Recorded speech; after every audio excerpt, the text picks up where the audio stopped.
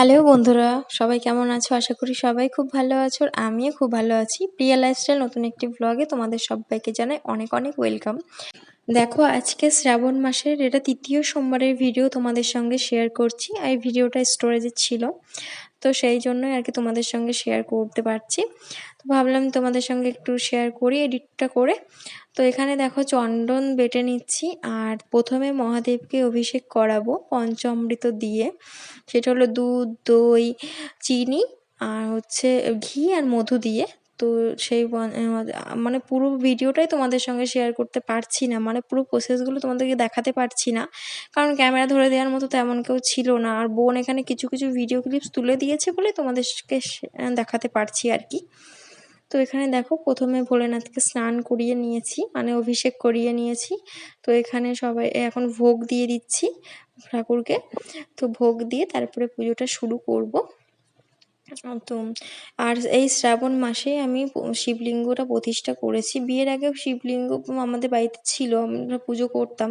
কিন্তু বিয়ের পর এখানে এসে দেখেছি শিবলিঙ্গ এই বাড়িতে ছিল না। এই বাড়িতে ফটো, ওই যে ভেতরে ঠাকুরের সিংহাসনের ভেতরে যে ফটোটা দেখছো, ওই শিব ঠাকুরকে পুজো করা হতো। কিন্তু আমার একটা বড় মানত ছিল, তো মহাদেবকে প্রতিষ্ঠা করবো আর প্রতি সোমবার সোমবার নিরামিষ খাবো। তো সেই জন্যই দেখলাম এই শ্রাবণ মাসটা বাবা ভোলানাথের জন্ম মাস, আর এই সময়টা ভীষণ ভালো, খুব পবিত্র একটা মাস। তো সেই জন্যই আর কি মহাদেবকে এই মাসে প্রতিষ্ঠা করেছি প্রথম সোমবারে।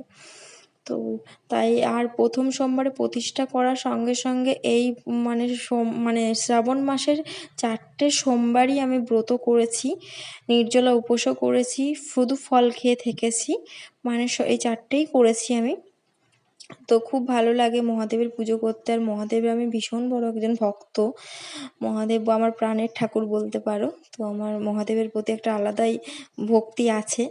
আর বাবা মা বোন ছিল বলেই ভিডিওটা বোন তুলে দিয়েছে, নাহলে ভিডিও করার মতো কেউ ছিল না। আর আমি একা একা পুজো করব না ভিডিও করব, এমনি পুজো করতে আমার প্রচুর সময় লাগে।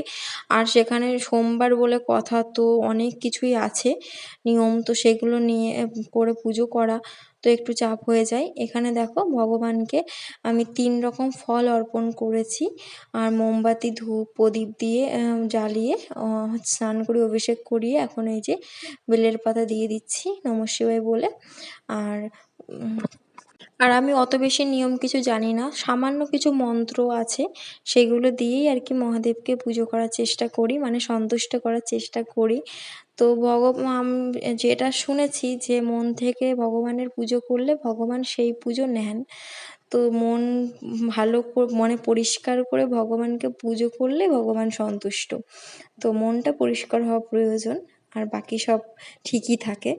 তো এই আর কি, সেই জন্যই আমি মন থেকে ভক্তি ভরে ভগবানকে পুজো করি। তো জানি না কি মানে কোনো ভুল ত্রুটি হয়ে গেলে তো ক্ষমা চেয়ে নিই, যে ভগবান ক্ষমা করে দিও, কিছুই জানি না। তো যতটুকু করি মন থেকেই। তো এই যে এখানে সমস্ত ঠাকুরকে এখন ফুল দিয়ে দিচ্ছি। এই যে মা আছে ভেতরে আমাদের, তো মা আছে, বাবা আছে, আর তারপর পঞ্চতত্ত্ব আছে। তো তাদেরকেও সবাইকে এখন ফুল দিয়ে পুজো করে নিচ্ছি। এখানে দেখো এখন আরতিটা করে নিচ্ছি, আর মা নিচে রান্না করছিল, তো আমি পুজো করছি দেখে মা উপরে উঠে আসলো, প্রণাম করলো।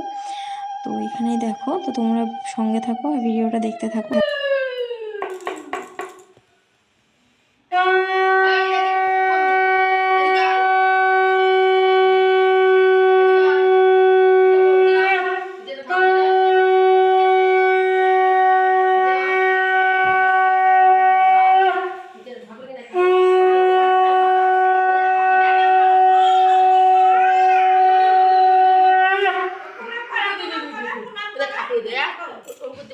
ঠাকুর প্রসাদ ঠাকুরের